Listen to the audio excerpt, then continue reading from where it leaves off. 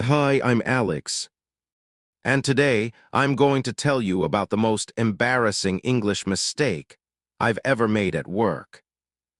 I thought I was saying something professional, but one tiny word completely changed my meaning.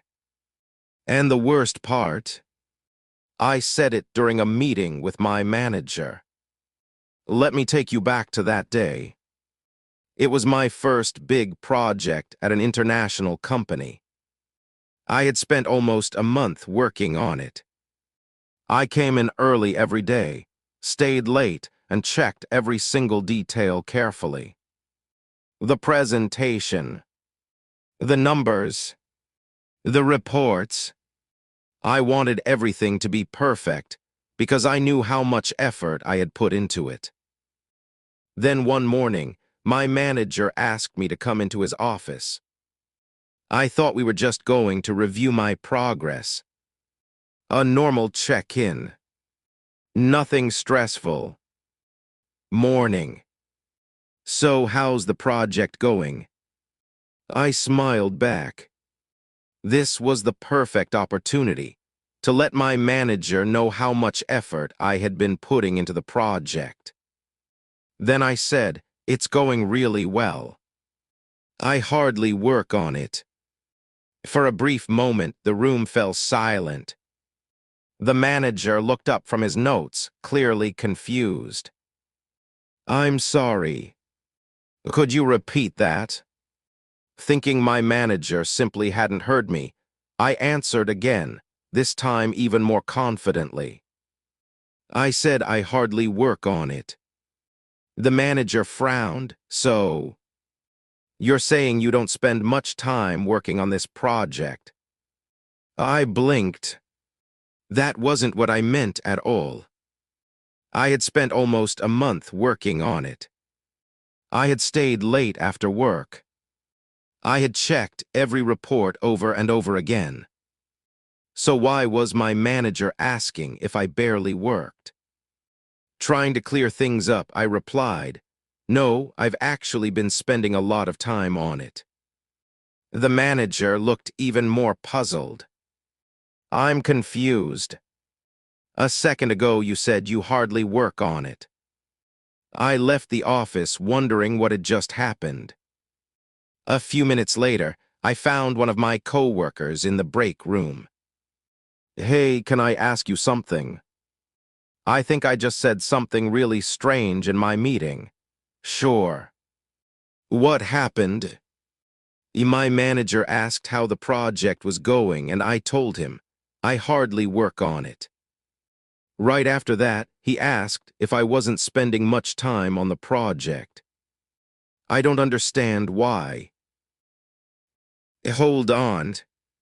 Did you say I hardly work on it?" "Yeah." "Isn't that right?"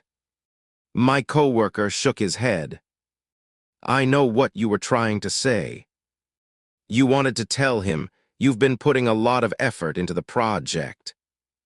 "Exactly." "Then you should say, I work hard on this project." I was confused. Wait. Aren't those basically the same? Not at all. Work hard means you put in a lot of effort.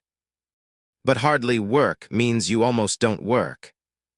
I stood there for a second, replaying the conversation in my head. Then my eyes widened. Wait. Are you serious? I'm afraid so. So my manager thought I was telling him I barely worked on the project. I'm afraid so. I covered my face and let out a deep sigh. Oh no. That explains everything. No wonder he looked so confused. I need to go explain this before he thinks I'm the laziest employee on the team. I immediately walked back to my manager's office and knocked on the door. "Come in. I'm really sorry about what I said earlier. I just realized I used the wrong expression." "Oh. I meant to say that I've been working hard on the project. Instead, I accidentally said I hardly work on it." My manager laughed. That makes a lot more sense. Don't worry, I figured it was probably just an English mistake. I laughed in relief. It was an embarrassing moment. But it's the one I would never forget. So what's the difference between hard and hardly? They look almost the same, but their meanings are completely different. Hard and hardly can both be used as adverbs, but they have completely different meanings. Hard means with a lot of effort or intensely. Hardly means almost not or barely. We usually add lie to an adjective to make an adverb, but hardly is an exception. So, using the wrong one can completely change the meaning of a sentence. Especially at work, small mistakes can create big misunderstandings. But don't be afraid of making mistakes. Everyone learning English will have embarrassing moments. The important thing is to notice them, learn from them, and improve.